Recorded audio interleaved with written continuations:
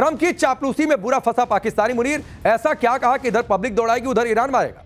Iran युद्ध में मुनीर का बड़ा कांड, मौलानाओं ने धुलाई कर दी। ऐसा क्या हुआ कि पाकिस्तान में भयंकर बवाल मचा हुआ। ईरान अमेरिका युद्ध के बीच पाकिस्तान बुरी तरह से फंस गया है। एक तरफ ट्रंप और सऊदी अरब का प्रेशर है, दूसरी तरफ ईरान से दुश्मनी का डर है। मुनीर को समझ ही नहीं आ रहा कि पाकिस्तान का स्टैंड क्या होना चाहिए। अब मुनीर ने ट्रंप और सऊदी अरब को खुश करने के लिए अपने ही देश के लोगों को देशद्रोही कह दिया। मुनीर ने शिया नेताओं को कह दिया कि ईरान चले जाओ, जो ईरान की बात करता है वो पाकिस्तान छोड़े और ईरान चला जाए। मुनीर की इस धमकी ने शियाओं को भड़का दिया है। वो गुस्से में भड़क गए हैं, जिसके बाद पूरा पाकिस्तान शिया और सुन्नी में बढ़ चुका है। मुनीर के अल्टीमेटम के बाद पाकिस्तान में जगह जगह विरोध प्रदर्शन हो रहे हैं, खुलेआम ऐलान हो रहा है, खुलेआम चेतावनी दी जा रही है कि मुनीर को इसका परिणाम भुगतना पड़ेगा। दूसरी तरफ सुन्नी समुदाय भी खुलकर शियाओं के विरोध में उतर आया है। यानी जिस चीज से मुनीर और शहबाज बचने की कोशिश कर रहे थे वो पूरा दांव उल्टा पड़ गया है और हालात ऐसे हो गए हैं कि पाकिस्तान में सिविल वॉर छिड़ सकता है। अब तो सऊदी अरब ने भी पाकिस्तान को डिफेंस डील की याद दिला दी है और कह दिया है कि ईरान पर तो पाकिस्तान को हमला करना ही होगा। लेकिन यहां भी पाकिस्तान ने अपनी औकात दिखा दी। शहबाज शरीफ ने अब ईरान से भी बातचीत शुरू कर दी। यानी जिस सऊदी अरब ने अभी तक पाकिस्तान को पाला, उससे भीख दी, उस सऊदी अरब को भी पाकिस्तान धोखा देने की तैयारी कर रहा है। जाहिर सी बात है पाकिस्तान को डर सता रहा है कि किसी भी वक्त उस पर भी हमला हो सकता है। लेकिन डर के इस माहौल में पाकिस्तान भारत पर हमले की बात क्यों कर रहा है, अब इसकी बातचीत आपके सामने रखूंगा। पाकिस्तान की आतंकी ब्रिगेड एक बार फिर से कैसे अपने बिल से निकलने लगी है। मुनीर ने ईरान युद्ध के बीच क्या कांड कर दिया कि पूरे पाकिस्तान में बवाल मचा है, इसे आप सबसे पहले समझिए कि रावलपिंडी में मुनीर ने शिया धर्मगुरुओं के साथ दरअसल इफ्तार बैठक की थी। बुलाया था शिया धर्मगुरुओं को। इस बैठक में पाकिस्तान के बड़े शिया धर्मगुरु शामिल हुए। मुनीर को लगा कि वो जो कहेगा उसे शिया धर्मगुरु सिर झुकाकर मान लेंगे।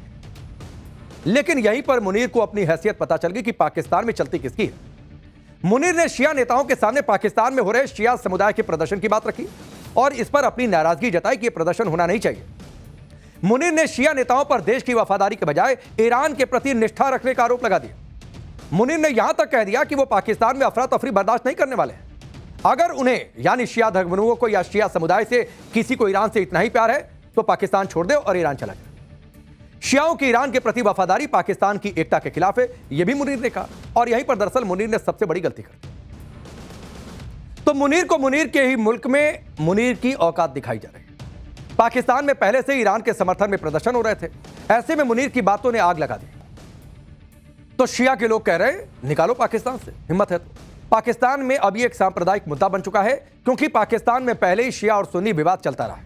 आप देखिए कि पाकिस्तान में कुल आबादी का लगभग 10 से 15% शिया मुसलमान है, जबकि 85 से 90% सुन्नी मुसलमान है। ईरान के मामले में मुनीर की बौखलाहट इसलिए भी है क्योंकि वो चारों तरफ से फंस गया है। एक तरफ ईरान है जो उसका पड़ोसी है, ट्रंप के हमले पर ईरान के सपोर्ट में पाकिस्तान की पब्लिक है, लेकिन दूसरी तरफ सऊदी अरब है। अब सऊदी अरब ने पाकिस्तान पर युद्ध में उतरने के लिए दबाव बनाना शुरू कर दिया कि तुम तो डिफेंस डील करके गए थे, उतरो युद्ध। सऊदी सरकार अब पाकिस्तान को रक्षा समझौते की याद दिला रही है। सितंबर 2025 में पाकिस्तान और सऊदी अरब के बीच स्ट्रेटेजिक म्यूचुअल डिफेंस एग्रीमेंट हुआ, जिसके तहत किसी एक देश पर हमला होने पर उससे दोनों देशों पर हमला माना जाएगा और हमला होने की स्थिति में दोनों देश मिलकर जवाबी कार्रवाई करेंगे। यह समझौता नाटो जैसी सुरक्षा गारंटी जैसा है जो दोनों देशों के दशकों पुराने रक्षा संबंधों पर आधारित है। सऊदी अरब यमन में जमीनी अभियानों को जारी रखने में आई चुनौतियों के बाद पाकिस्तान की सेना पर निर्भर नजर आ रहा है।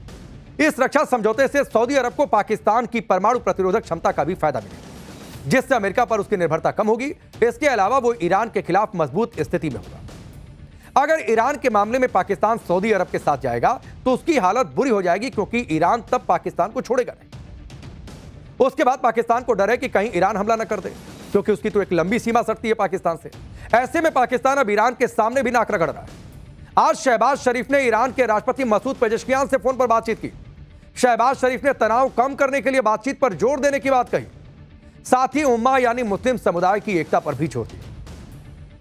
ईरान को लेकर पाकिस्तान इसलिए भी डरा है क्योंकि अगर ईरान ने पाकिस्तान पर हमला कर दिया तो उसकी हालत खाड़ी देशों से भी बहुत बुरी हो जाएगी। आप देखिए कि पाकिस्तान और ईरान की सीमा 900 किलोमीटर लंबी है, जिससे ईरान की तरफ से जवाबी कार्रवाई का खतरा बढ़ जाता है। पाकिस्तान पहले ही अफगानिस्तान और बलूचों से निपट नहीं पा रहा। ईरान से युद्ध हुआ तो पाकिस्तान पूरी तरह से बर्बाद हो जाएगा। शिया बहुल ईरान पर हमले से पाकिस्तान में सांप्रदायिक दंगे भी हो सकते हैं, क्योंकि पाकिस्तान में दुनिया की दूसरी सबसे बड़ी शिया आबादी रहती है। इसके अलावा अगर युद्ध होता है तो कंगाल पाकिस्तान और कमजोर हो जाएगा, क्योंकि पैसा तो है नहीं। पाकिस्तान में कुछ भी हो वो घूम फिरकर भारत पर आ जाता है। अब पाकिस्तान अपनी ईरान पॉलिसी में फेल हुआ तो भारत पर हमले की धमकी दे रहा है। अब लोग कह रहे हैं कि अब्दुल बासित ने ऐसे ही थोड़ी नोट कर बोल दिया। यह दरअसल रावलपिंडी जीएचक्यू की सोच है और इसीलिए अमेरिका की रिपोर्ट में पाकिस्तान को थ्रेट बताया गया। पाकिस्तानी टीवी चैनलों पर दिल्ली और मुंबई पर हमले की हवाई बातें हो रही हैं, तो दूसरी तरफ मुनीर की आतंकी ब्रिगेड भी काम पर लग गई है। लश्कर तैयबा के चीफ हाफिज सईद का बेटा तलहा सईद ईद पर कट्टरपंथ फैलाने के लिए उकसा रहा है। अब आप सोचिए कि कुछ दिनों पहले अमेरिका द्वारा पाकिस्तान को थ्रेट बताना, अब्दुल बासित का मुंबई और दिल्ली में हमले की बात करना, आतंकी ब्रिगेड का खुलेआम उकसाना।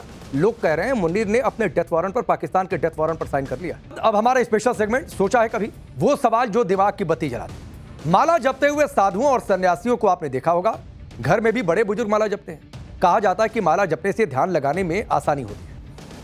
लेकिन क्या आपने कभी गौर किया है कि जिस माला से जाप करते हैं उसमें 108 मोती ही क्यों होते हैं? ऐसा क्यों होता है? जाप करने वाली माला में 102 या फिर 104 मोती क्यों नहीं होते? इसकी वजह आपको बता दूं। दरअसल 108 मोती की माला से जप करने को लेकर आचार्यों में अलग अलग मत है। कहा जाता है कि जप के 100 मोती अपने लिए और 8 मोती गुरु या फिर जिसने मार्ग दिखाया उसके लिए। इस प्रकार 108 मोती जपे जाते हैं। योग चूड़ामणि उपनिषद में कहा गया है कि हम 24 घंटों में 21,600 बार सांस लेते हैं, तो 21,600 बार ईश्वर का नाम जपना चाहिए। माला में 108 मोती रखने से 200 माला जपें तो 21,600 मंत्र का जाप हो जाता है। इसीलिए जप वाली माला में 108 मोती होते हैं। इसके अलावा ज्योतिष शास्त्र में 27 नक्षत्र माने गए हैं। हर नक्षत्र के अपने अपने 4 चरण होते हैं। 27 नक्षत्रों को 4 से अगर गुणा कर दिया जाए तो 108 होता है। ज्योतिष के अनुसार 12 राशियों और 9 ग्रहों को गुणा कर दिया जाए तो 108 होता है। 108 का अंक संपूर्ण जगत की गति का प्रतिनिधित्व करता है। इसीलिए जप करने वाली माला में 108 मोती होते हैं, क्योंकि यह दरअसल पूर्णता का प्रतीक माना गया है। हालांकि कई आचार्य और विद्वानों का इससे अलग भी मत है और यही सनातन की खासियत है। यहां हर तरह के विचारों का स्वागत किया जाता है। तो आज के लिए इतना ही। नमस्कार।